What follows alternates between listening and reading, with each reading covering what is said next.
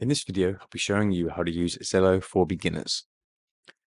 So this is a website platform slash app that you can download on your iPhone. It specializes in buying, renting, and selling. So Zillow has very good contacts with agents and it is very well connected in America. It's very popular, that means, so therefore the sites on here have a very high chance of being sold and having a lot of attention being drawn to them. So that's very good for people who want to buy, sell, or rent a place. We will first look at homes for sale. So when you first go to search for a house, it will open up a map where you can zoom in specifically into an area that you want. This is a very good feature. This allows you to find exactly where you want to be and look at the surrounding area.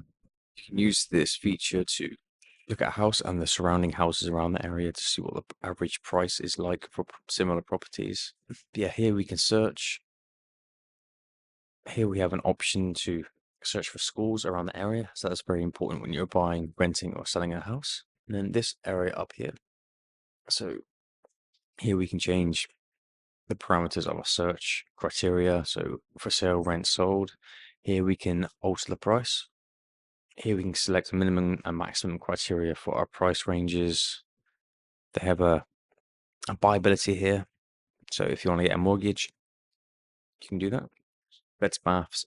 Again, it's very important that you want to know exactly what your property wants, how many beds you want, and you only want to be searching for that specifically. So if you want exactly 2 bedrooms, you can use exact to match. And you can choose exactly the amount of bedrooms too. Press apply. Choose from different home types.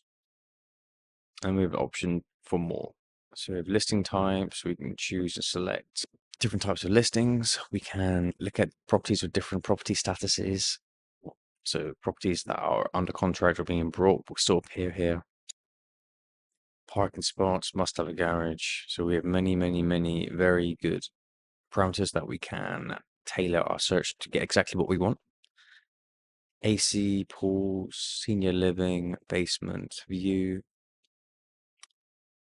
Days on Zillow, that's important. If you want to find, if you're up to date on searching for a place, make sure you select 1 day so you can find and see all of the most up-to-date properties on the market. And you can also save search here, which is very handy. So yeah, here are some of the places that fit my criteria.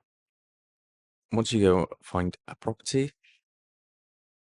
you'll be confronted with nice photos of the place. It's a good showcase of the photos. Here we can share, save, highlights, details.